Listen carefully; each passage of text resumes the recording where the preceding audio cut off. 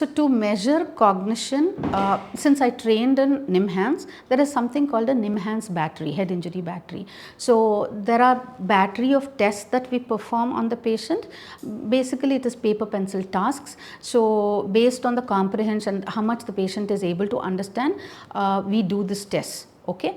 Now it takes close to about 3 hours, 4 hours, sometimes much longer, sometimes 2-3 sessions, depending on the cooperation of the patient and the ability of the patient to continue with the tasks. Okay. So patiently we have to do this test. So that there is a scoring pattern which is already published by NIMHANS. So that gives us a normative study, and compared to the normative, how much is the deficit is what we evaluate. Once the cognitive tests are done and we have evaluated which are the impaired areas of the brain, we do a cognitive retraining. Right. Now cognitive retraining can be two ways. One, it could be center based or it could be home based. So there are logistic issues that patients can have, that they cannot come every day, and this is something which needs to be done every single day, not like once in a while when I have time. Not like that, like how a child is sent to school every single day and every day hours of training is done. Exactly the same way cognition has to, it's practice, practice, practice, practice, practice. So I do train the caregivers to perform these tasks at home and give them a bunch of task specific details. So they do it at home. There's a score sheet which can be filled.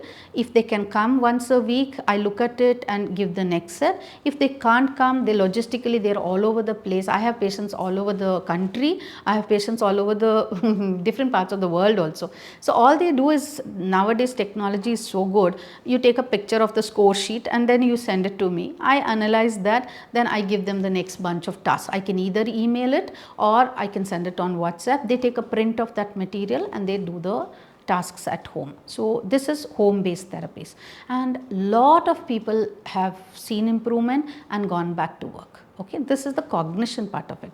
In PRS neurosciences, what we have formed, this is a concept that we have created, is CVC, again a software based.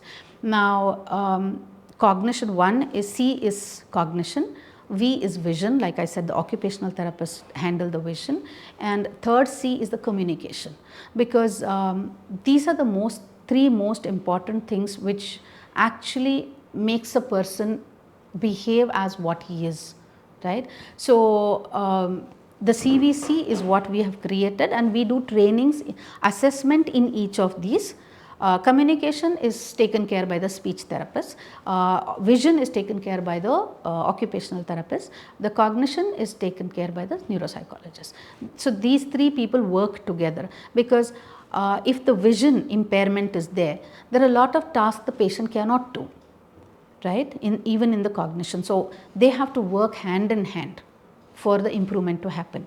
On the other hand, if the communication is not all right, the patient cannot actually, again cognition is deficit is there. So again communication and cognition has to work together. So all these three are integral part, they have to work together.